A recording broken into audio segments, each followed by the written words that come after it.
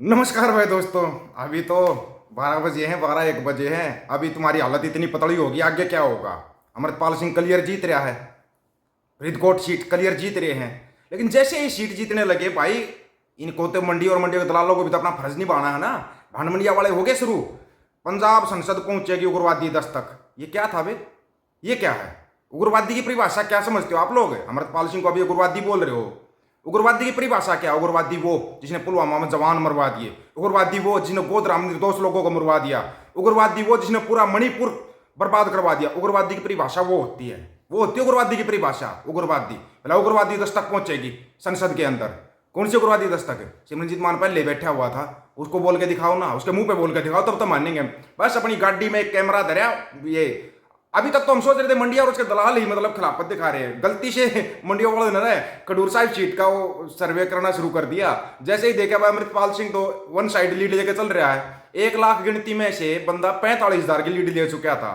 गिनती 1 लाख की और 45,000 की लीड है उसकी। बाकी कहाँ गए वोल्टो साहब? जमानत बचेगी या नहीं बचेगी ये तो हमारे को नहीं पता।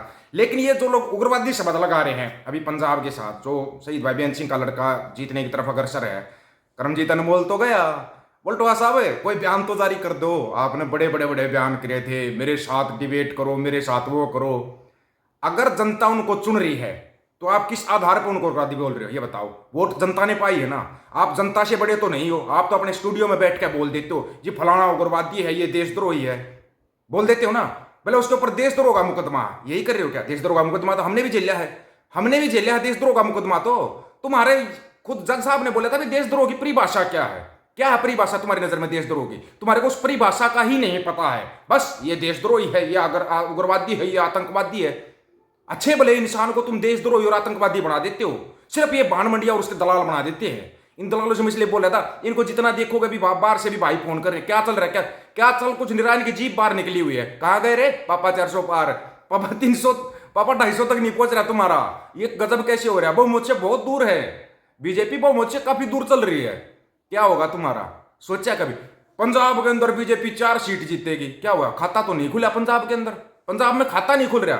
हरियाणा के अंदर 10 की 10 सीट जीतेगी। अबे 4 मुश्किल हो रही हैं, 4 सीटें मुश्किल हो रही है हरियाणा में। कमाल नहीं है ये? इससे बड़ा कमाल आप कहां देखोगे? दूसरी बात ये दिखा रहे थे, देखो एक तरफा 25 में से 24 सीट बीजेपी की। कहां?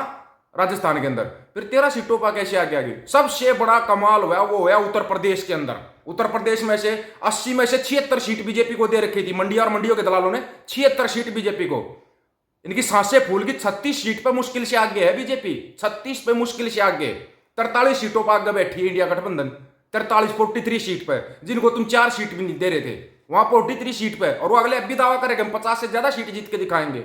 वो जीतेंगे, अगर इतना आगे चले तो वो जीतेंगे। एक और थी जो भैंस खूटा पड़ा के भागती रहती थी कभी इधर कभी उधर, वो अभी तक एक बार भी आगे नहीं हुई है। खुद प्रधानमंत्री मोदी साहब कभी 500 वोट आगे, कभी 500 वोट पीछे। हमने बोला था प्रधानमंत्री 10 साल प्रधानमंत्री रहे, ऐसी लीड देनी चाहिए शुरुआत से ही। 5 लाख 6 लाख के अभी तक तो लीड हो जानी चाहिए थी प्रधानमंत्री मोदी साहब की। लेकिन वो देखो 400-500 के आंकड़े में अटके हुए। खुद प्रधानमंत्री 500 के आंकड़े में अटके हो तो अंदाजा लगा लो आप, अंदाजा लगा लेना सरकार किसकी बनेगी। उसके बाद ये शाम तक चाहे कुछ भी करो, लाइट बंद करो, बत्ती गुल और इनका मीटर चालू, कुछ भी कर सकते हैं। ये करने को कुछ भी कर सकते हैं, हम इस चीज को मना नहीं करते। लेकिन जनता ने तो अपना रुझान दिखा दिया ना। आइए क्या कर रहे थे एग्जिट पोल में? 400 पार, 450 पार। अबे क्या हुआ? मैंने बोला था ना 250 के आंकड़े तक पहुंच के दिखाना। तुम एक बार शुरू तो होने दो, गिनती शुरू होने दो। अभी तो पार्टी शुरू हुई है, पार्टी शुरू हुई है। अभी इसे तुम और गिनती होने दो, और जितनी गिनती हो रही उतनी पीछे जाते जा रहे हो। फिर तुम उम्मीद कहां पे लगा के बैठे हो? जनता ने अपना फैसला कर दिया था। एक चीज आपको पहले बताई थी, अब की बार चुनाव जनता ने लड़ा है, ना कि किसी पार्टी ने चुनाव लड़ा है। और जनता ने अपना मत ठोक के दिया है, ठोक के। तुम कितनी गड़बड़ कर सकते हो? 1 लाख तक की गड़बड़ कर सकते हो। 1 लाख तक की गड़बड़ करके भी अगर मोदी साहब 500 वोटों से आगे हैं तो समझ जाना चाहिए क्या है जनता का रुझान। जनता का रुझान अभी भी समझ में नहीं आया। अभी तो चलो शाम बाकी, सब कुछ बाकी, पिक्चर अभी बाकी है। बोलते ना पिक्चर अभी बाकी, हाँ पिक्चर पूरी बाकी है। लेकिन ये बताओ, मैंने बोला था ना पंजाब में तुम सीटों का खाता तो छोड़ो, तुम्हारे को बैंक खाता ना खोलने दे पंजाब। और वही हुआ, उम्मीद के मुताबिक सब कुछ चल रहा है। जो 4 सीटें बताई थी उनमें 2 में तो आगे चल रहे हैं, बाकी 2 पे फाइट चल रही है, बठिंडा वाली पे और सिमरनजीत मान साहब वाले पे, उस पर फाइट चल रही है। वहां कुछ भी हो सकता है, अभी तो गिनती बहुत बाकी है, ये नहीं सोचना। लेकिन हम जो मेहनत कर रहे थे उस मेहनत में हम सफल है। ले लो हरियाणा में 10 की 10। बोला था ना हरियाणा में 6-4 का आंकड़ा है, छह चार का आंकड़ा हमने बताया था, आप 10 की 10। पंजाब में 4 सीट दे रहे थे, पंजाब में तुम्हारे को बैंक में खाता ना खोलने दे। केरला में एक तरफा जीत, तमिलनाडु में एक तरफा जीत, यूपी में एक तरफा जीत, कमाल कर दिया यार। अभी बताओ ये एग्जिट पोल वाले कहीं मिलेंगे क्या? जो एग्जिट पोल के आंकड़े थे, वो एग्जिट पोल के आंकड़े देने वाले कहीं मिलेंगे क्या हमारे को? नहीं मिलेंगे। क्यों? क्योंकि वो कभी आगे आते नहीं, बस अपने कमरे में बैठ कर कर देते हैं। हाँ, पापा ने बोल दिया 400 पार, तो कैसे भी जोड़ तोड़ घटा गुणा करके 400 पार कर दिया, 400 पार कर दिया। वो उसको अपनी इज्जत बचानी मुश्किल हो रही है जिसको, उसको तुम ये दिखा रहे हो। अरे पहले ही बोल रहा था, देश के प्रधानमंत्री रहे, अपने आप को विश्व गुरु बोलते हैं, 10 साल हो गए प्रधानमंत्री रहते हुए, वो 500 वोटों से आगे। आप मान सकते हो जनता इनको समर्थन दे रही है? ये समर्थन है क्या? वाराणसी की सीट पर पसीने आए हुए हैं ये लोग, पता नहीं क्यों। अगले 100 दिन का प्लान प्रधानमंत्री का, अगले 150 दिन का प्लान। प्रधानमंत्री 5 जून को अपनी विदाई पार्टी में अपने सोच रहे हैं कि मीठा ज्यादा खाना है, नमकीन ज्यादा खाना है।